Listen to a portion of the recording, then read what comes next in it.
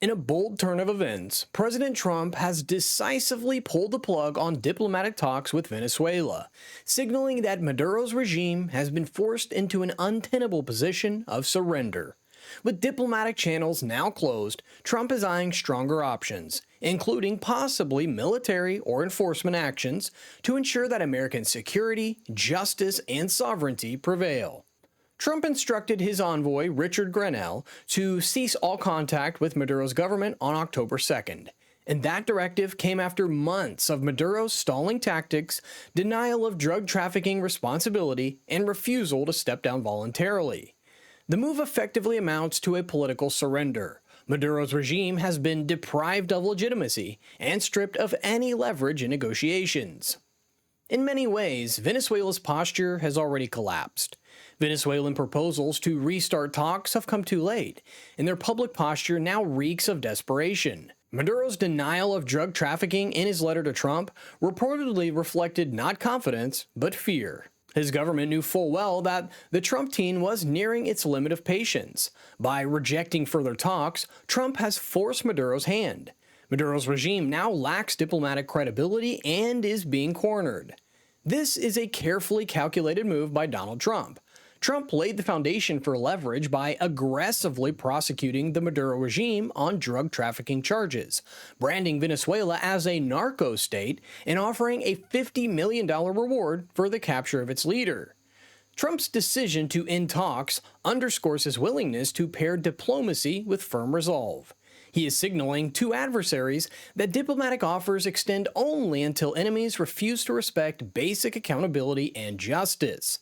Once that threshold is crossed, stronger tools may apply. Trump is now directly applying his peace through strength promise, which he made countless times on the campaign trail. The White House may authorize limited, targeted strikes on cartel operations or regime assets, especially in border or coastal areas.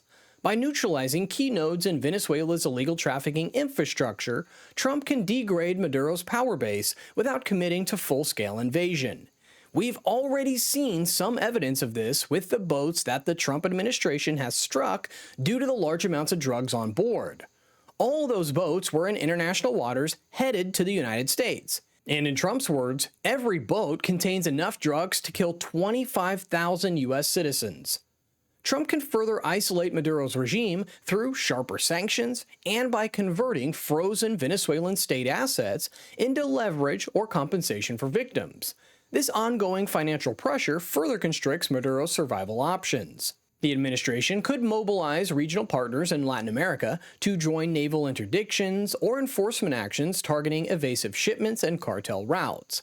By building a coalition, Trump avoids unilateral baggage and strengthens legitimacy. At the same time, some experts have noted that Trump is building up a massive collection of U.S. forces around Venezuela and in the nearby region. This could indicate that Trump is using intimidation to try and get what he wants, or it could signal that he could be preparing for a strike inside the country itself.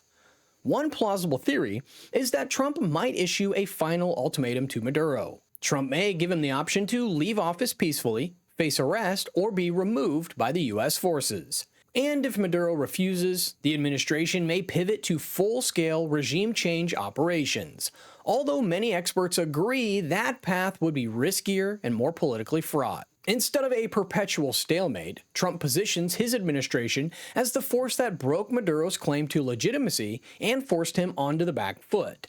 That narrative helps justify more robust actions so that his administration can take credit for preventing drug trafficking into the United States.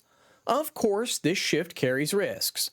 Full confrontation with Venezuela risks escalation, regional blowback, or complications in international law.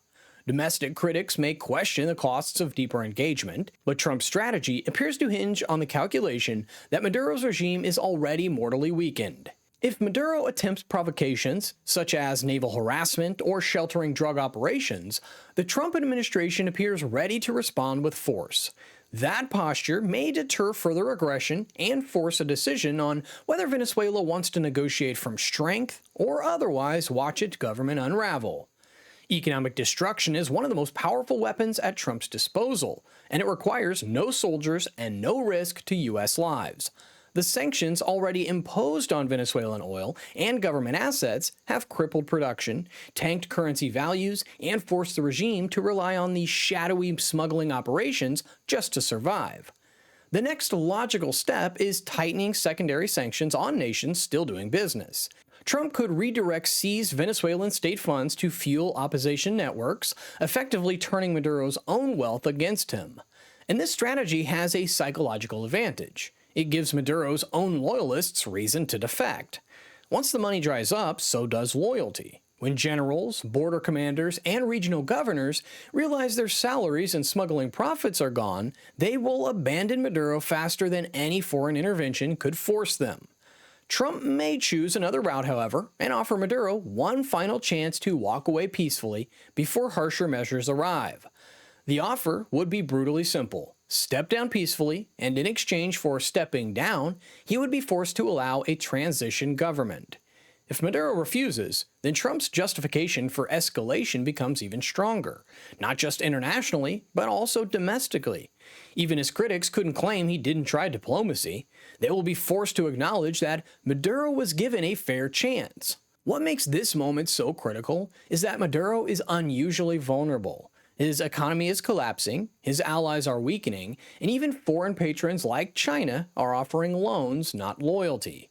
The longer Trump keeps pressure on all fronts, the more likely Maduro is to fall without a single American boot on Venezuelan soil. If Trump plays this phase correctly, he won't just defeat Maduro, but he'll set a precedent that authoritarian regimes that challenge the United States under a Trump doctrine won't get negotiated settlements. Instead, they will face peace through strength. But for now, President Trump has cut off negotiations.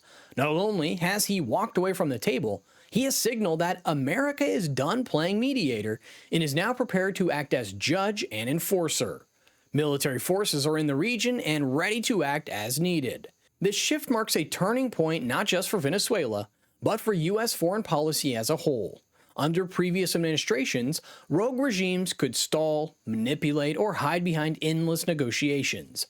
Under Trump, there are no more hiding spots. There is accountability or there is removal. It's that simple. Maduro can leave voluntarily or he can be pushed.